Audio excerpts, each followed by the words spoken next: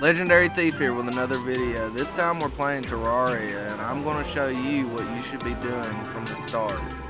So sit back, relax, and enjoy the video. So the very first tip that I have when you start the game is gathering resources. You need to start mining, getting you stone and stuff. If you don't think you'll have enough time or you won't be able to survive the nighttime, then get you some wood and build a little wooden house.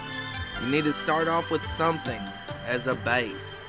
From that base, you would break down walls and build it out like I have and extend your base until it's big enough to get traders in here so that you can have an economy in the game with your gold, stuff to buy. These traders change every day too. They cycle through stuff. So traders have certain requirements.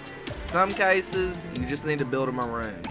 Other cases, you need to go find them and they will end up coming back after you talk with them, or another interaction to get them, beating a certain area or finding it in a certain area like a dungeon. Having traders is essential to the game. Without traders, you will not get the full experience. Next tip would be craftable stuff and stuff used to craft different items. You have stuff like the workbench, which is right here, the little wooden workbench. You have the higher grade workbench. You have the anvil. You have the furnace. These are the main ones that you need right here to craft stuff. But you can also throw down a bottle on top of a table to get alchemy stuff until you get an alchemy table. So you need to get as much of the crafting stuff as you can. A lot of this other stuff is just stuff that's sitting around from dungeons that I found. Banners, vases, pianos, and other stuff.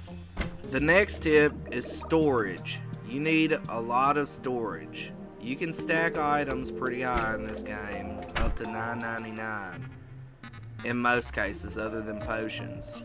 But you're going to need a lot of storage, so make plenty of room in your base for storage. You can shove it into the rooms with your traders if you have to.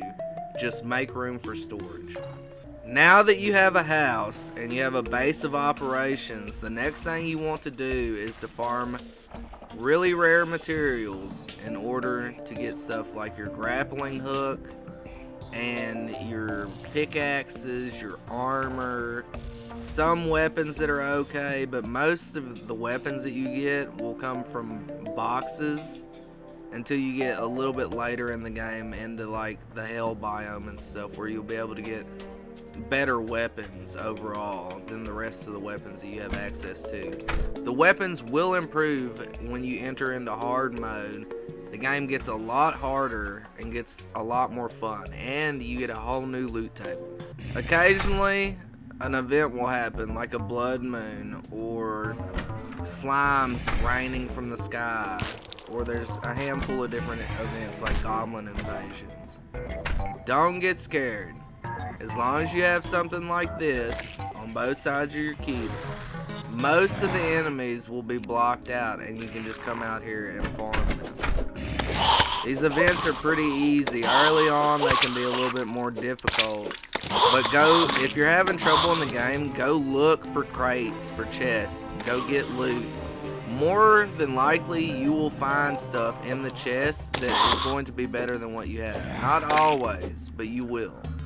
Next thing you need to know is arenas. An arena is nothing more than a background and a bunch of platforms. The platforms allow you to move from level to level while fighting a boss or enemies, because the bosses in this game tend to fly around a lot and hover right above the ground, and they move pretty fast, so it can be annoying. And building an arena, most are a lot bigger than this, but building one helps out a lot, and I've not ran into a boss that I've not had problems with, and I built this arena, issues went away.